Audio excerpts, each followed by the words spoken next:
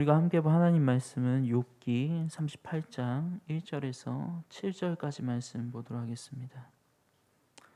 욥기 38장 1절에서 7절 말씀.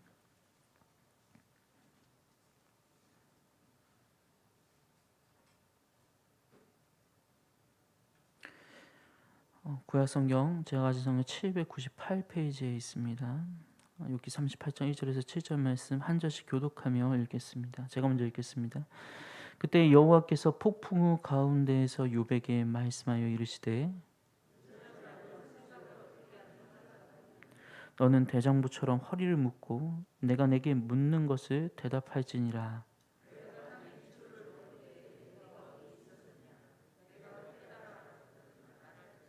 누가 그것의 도량법을 정하였는지 누가 그 줄을 그것의 위에 띄었는지 내가 아느냐?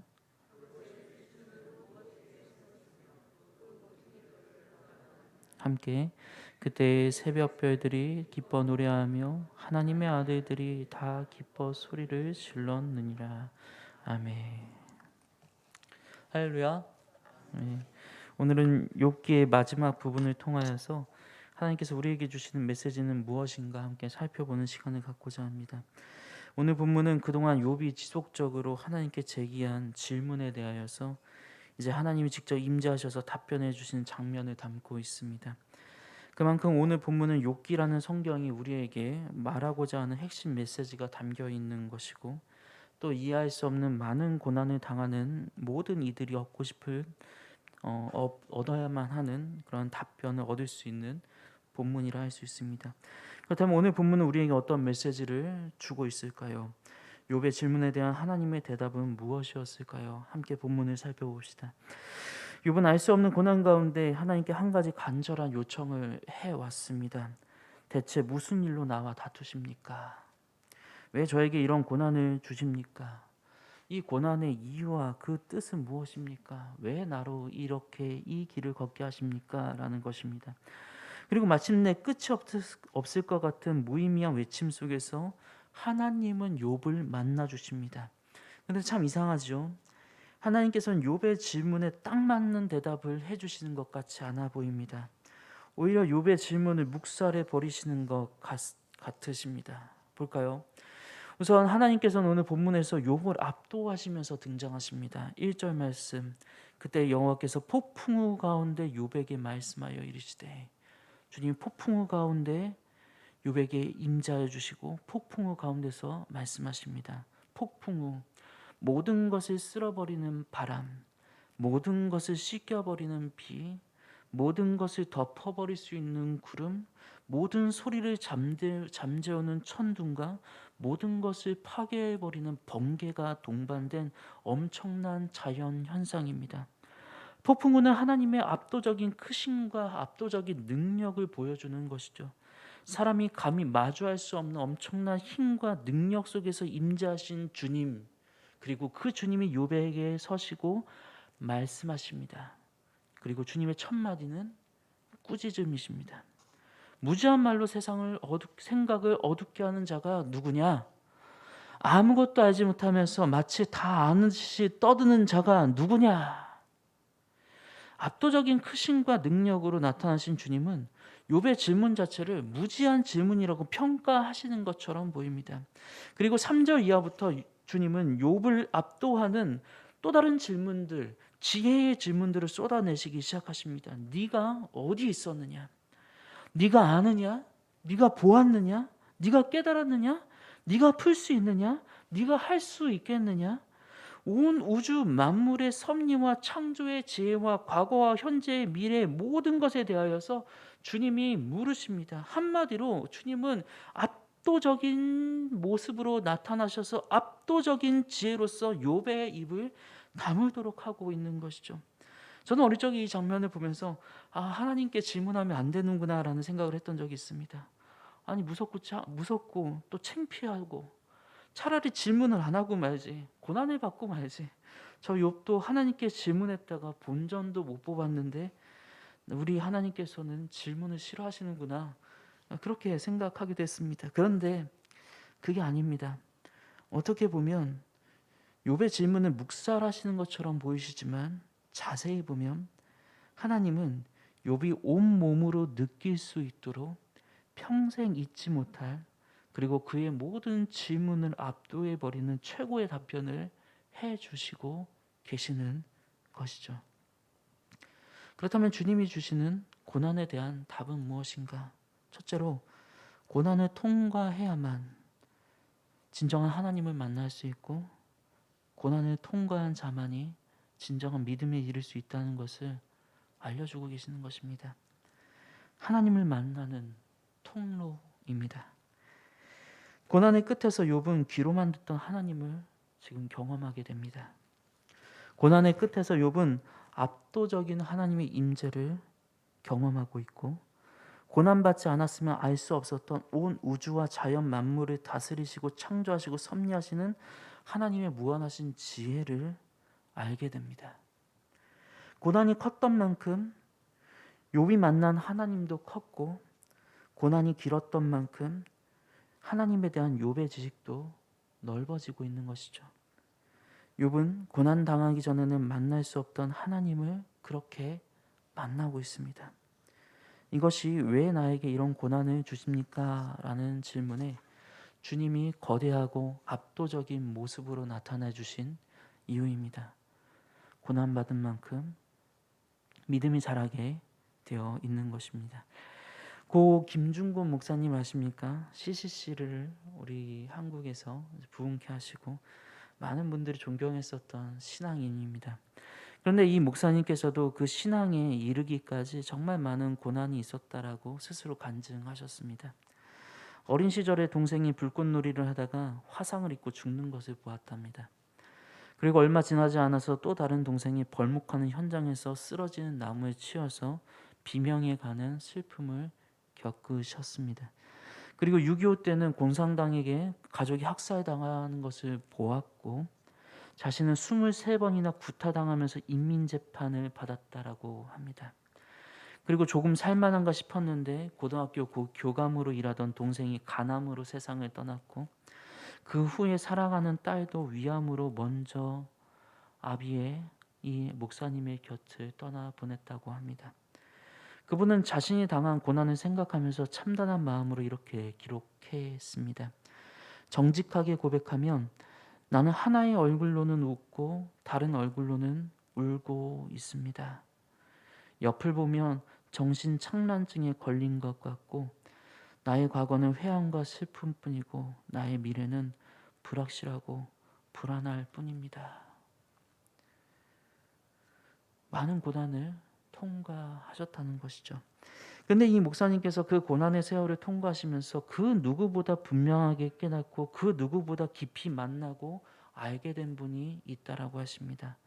바로 예수 그리스도입니다. 김중곤 목사님 수많은 청년 앞에서 자기가 만난 예수님을 그 유명한 백문백답을 하면서 소개해 주시는 것을 보게 됩니다. 그 질문들을 살펴보면 이렇습니다. 오늘 우리 머리 위에 하늘을 활짝 열고 계시는 분이 누구십니까? 예수 그리스도.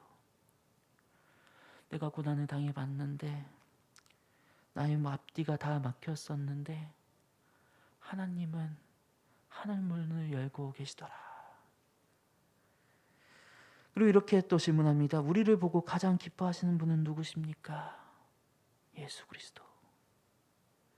나같이 고난 많이 당한 사람, 나같이 보잘것없는 사람을 주님은 기뻐하시는구나. 그것을 깨달으신 것이죠. 우리보다 더 높이 뛰시고 더 신나하시는 분은 누구십니까? 예수 그리스도. 우리에게 발벗고 달려오시는 분은 누구십니까? 예수 그리스도. 84번째 질문. 지금도 날 위해 무릎으로 기도하고 계신 분은 누구십니까? 예수 그리스도. 날 위해 피투성이 되신 분은 누구십니까? 예수 그리스도. 나 같은 사람도 사랑하시는 분은 누구십니까? 예수 그리스도. 이 성전 가득 은혜로 채우시는 분은 누구십니까? 예수 그리스도. 지금도 여전히 살아계셔서 이곳 가운데 가장 큰 영광을 받으시고 세세토록 무궁하시며 끝이 없는 찬란한 영광 가운데 온 나라와 백성이 그의 오심을 기다리며 그의 다스림을 갈망하며 그가 오셔서 성전의 마지막 돌을 쌓으실 때 비로소 완성하게 하시는 우리의 왕이요 온 땅의 왕이신 그분은 누구십니까? 예수 그리스도. 이분의 백문백답을 읽고 있노라면 김중건 목사님이 고난을 통과하면서 만난 하나님은 참으로 깊고 크고 넓고 무한하시고 변함없고 영원하신 하나님이라는 것을 알게 됩니다. 실제로 우리 가운데도 고난을 잘 통과하신 분들의 믿음을 보면 다릅니다. 다릅니다. 그분의 하나님은 압도적인 하나님이라는 것을 알 수 있습니다. 그분의 하나님은 절대로 흔들리지 않는 하나님이라는 것을 우리는 느낍니다. 그리고 그 크신 하나님을 만난 분들을 보면 작은 시련에 흔들리지 않으십니다. 작은 고난에도 불평하지 않으십니다. 오히려 자신을 힘들게 하는 자들을 위하여서 용서하고 위로하고 사랑하며 하나님을 닮은 넓은 품으로 끌어안아 주는 것을 보게 됩니다. 흔들리지 않고 볼멘소리하지 않고 섭섭하다 하지 않고 오히려 따뜻하고 견고하고 깊고 넓습니다.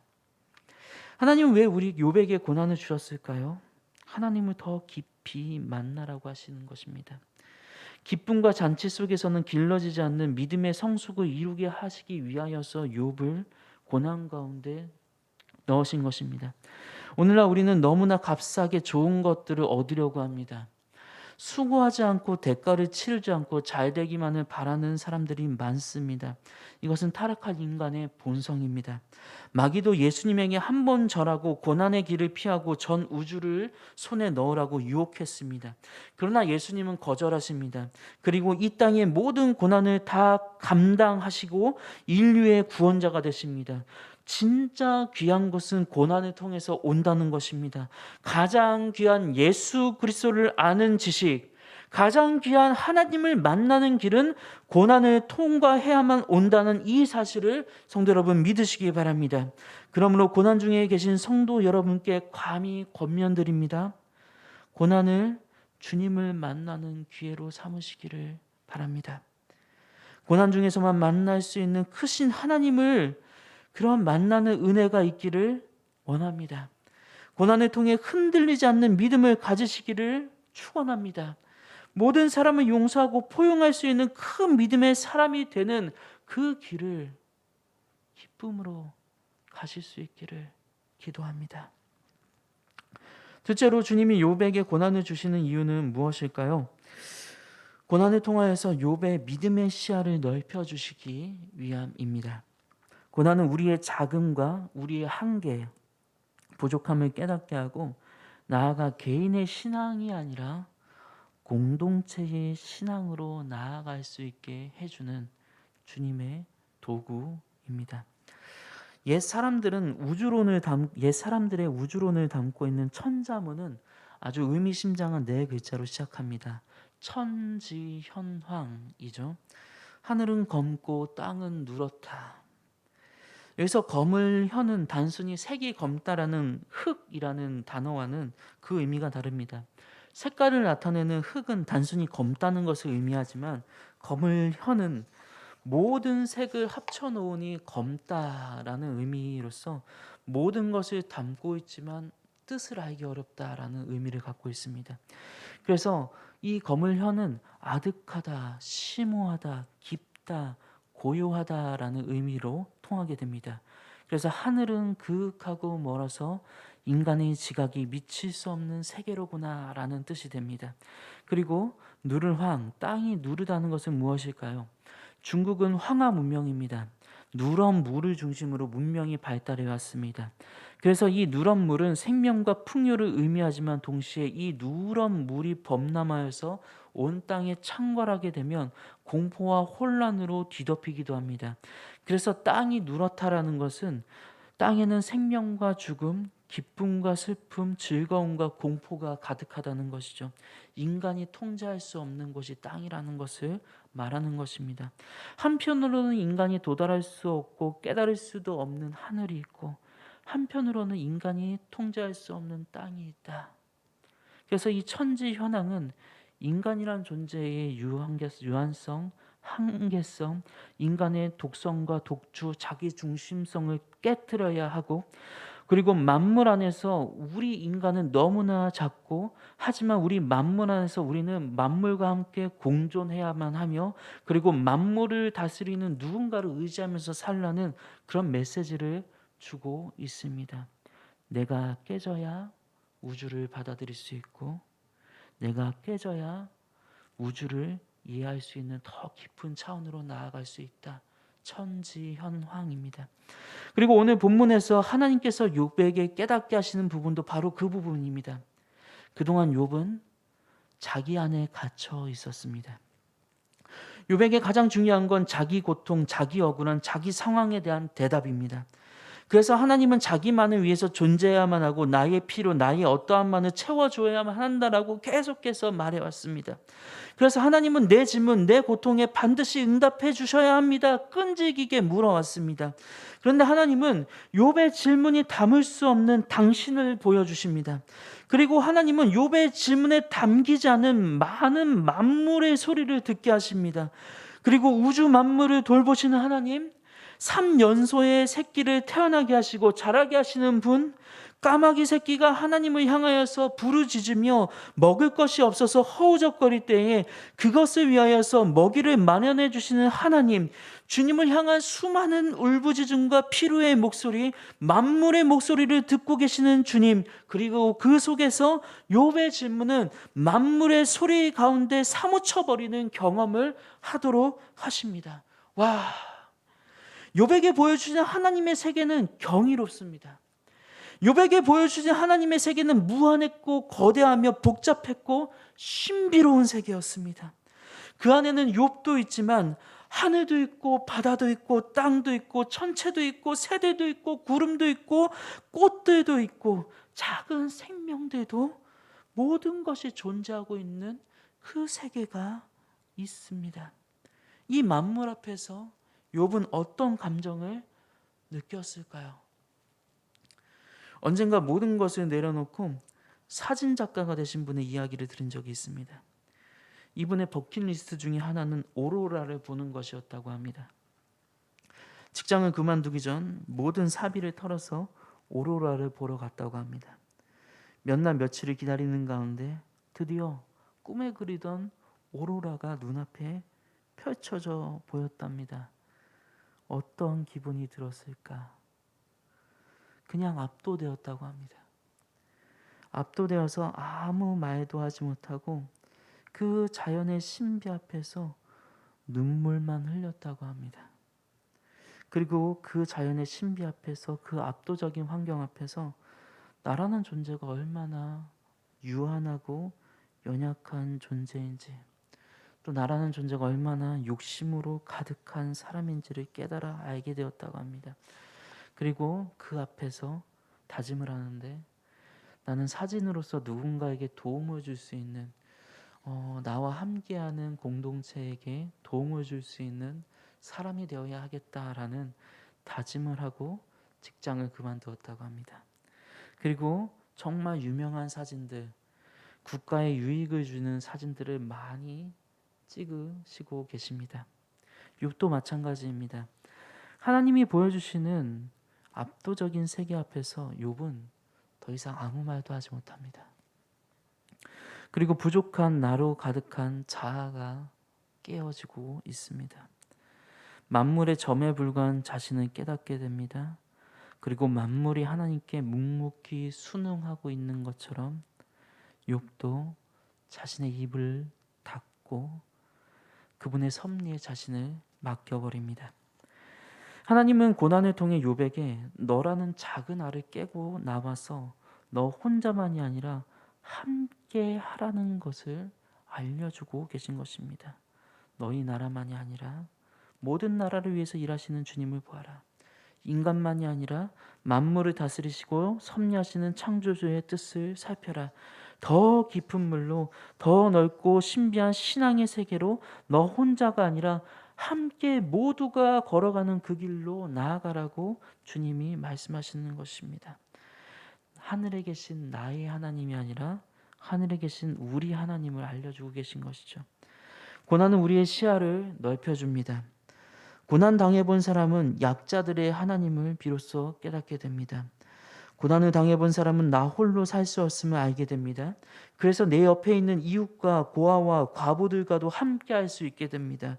그리고 그들과 함께 하나님을 찾게 되는 것입니다. 그리고 고난을 당해본 사람은 내 옆에 있는 모든 사람을 용서하고 사랑하며 원수들과도 그렇게 화평하며 주님께 나아가고자 하는 것입니다. 욥을 봅시다. 하나님의 부족함 앞에, 하나님의 크심 앞에 섰을 때에 욥은 자신의 부족함을 이렇게 인정합니다. 무지한 말로 이치는 가리는 자가 누구리이니까? 바로 나입니다. 나는 깨닫지도 못한 일을 말하였고 스스로 알 수도 없고 헤아리기 어려운 것을 말하였나이다. 이 말을 끝으로 욥은 그저 하나님께 순종해 나갑니다. 나아가서 욥은 이 거대한 하나님의 세계를 마주한 이후에 철천지 원수가 되어버린 친구들을 용서하고 그들을 위해 하나님께 예배드리며 그들과 함께 신앙의 연대를 합니다. 혼자가 아니라 함께 해야만 이 세상을 살 수 있다는 것을 비로소 인정하고 깨닫게 된 것입니다. 그래서 원수마저도 용서하고 친구들과 함께 새롭게 신앙생활을 하고 있는 것이죠. 어쩌면 욥의 의문에 대한 정답은 가까이 있었을 수도 있습니다.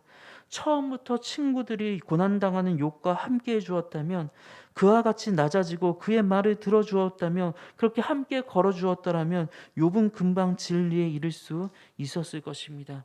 고난은 나의 아집과 고집을 깨트리시고 넓은 곳 참 진리의 바다로 또 함께 사는 신앙의 그 세계로 인도하시는 하나님의 손길입니다. 고난을 통하여서 이 길을 가기 원합니다. 주님께서 행복한 교회로 때로 고난을 당하게 하실 것입니다. 그때마다 우리는 생각하고 기억했으면 좋겠습니다. 하나님께서 더 깊은 신앙의 바다로 나아가라고 하는가 보다. 하나님께서 이 고난을 통하여서 죄로 가득한, 아집으로 가득한 나를 깨뜨리고 서로를 용서하며 서로 더 하나가 되려고 하는 사인인가 보다 라고 생각하시면서 고난을 함께 이겨나갈 수 있는 우리 행복한 교회가 되기를 축원합니다. 이제 말씀을 맺습니다. 고난은 하나님을 만나는 통로입니다. 고난을 통과해야만 귀로만 듣던 하나님을 만날 수 있게 되고 진정한 믿음에 이를 수 있게 됩니다. 고난을 통해 더 깊은 하나님을 만날 수 있는 우리가 되기 원합니다. 둘째로, 고난은 우리의 믿음의 시야를 넓혀주시는 주님의 손길입니다. 이 믿음의 손길 가운데서 우리는 더욱더 믿음의 시야를 넓히고 서로 하나가 되는 그런 은혜가 있기를 주님의 이름으로 축원합니다. 함께 찬양하도록